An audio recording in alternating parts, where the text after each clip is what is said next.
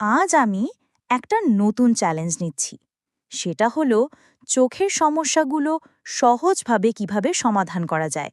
আর সেই উপায়গুলো আমি নিজেই চেষ্টা করে দেখব কোনটা সত্যি কাজ করে আর কোনটা করে না।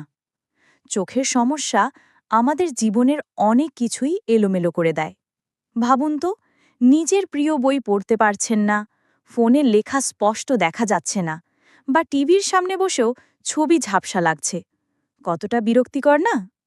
এমন হলে পড়াশুনো, কাজকর্ম বা প্রতিদিনের সাধারণ কাজও কষ্টকর হয়ে পড়ে। তাই চোখের যত্ন নেওয়া খুবই জরুরি। আজকের এই ভিডিওতে আমরা জানব চোখের সাধারণ সমস্যাগুলোর সহজ সমাধান। আমাদের অনেকেরই সমস্যা হয় ঝাপসা দেখা, দীর্ঘ সময় মোবাইল বা কম্পিউটার ব্যবহার করার কারণে চোখে চাপ পড়া, এমনকি মাথা ব্যথা পর্যন্ত হওয়া। আজকের দিনে এটা খুবই স্বাভাবিক, কারণ আমরা প্রায় সারাক্ষণই স্ক্রিনে তাকিয়ে থাকি। চোখে চাপ পড়লে মনোযোগ ধরে রাখা কঠিন হয়ে যায়, কাজ করতে বিরক্ত লাগে। কারো আবার ডাবল ভিশন হয়, মানে জিনিসপত্র দুটো করে দেখা যায়। আবার কারো চোখ আলোতে খুব বেশি সংবেদনশীল হয়ে যায়।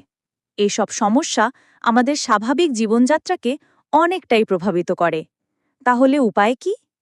একেবারে সহজ একটা পদ্ধতি হল 20-20-20 নিয়ম। প্রতি ২০ মিনিট পর ২০ ফুট দূরের কোনো কিছুর দিকে ২০ সেকেন্ড তাকিয়ে থাকুন। এটা করলে চোখের চাপ অনেকটাই কমে।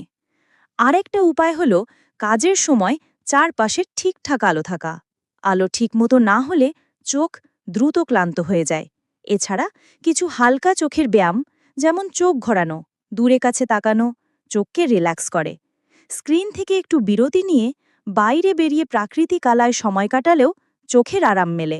খাবারের দিক থেকেও চোখের যত্ন নেওয়া সম্ভব, যেমন ওমেগা-3 ফ্যাটি অ্যাসিড সমৃদ্ধ খাবার, মাছ, আখরোট, ফ্ল্যাক্সিড, তিসি বীজ চোখের জন্য ভীষণ উপকারী।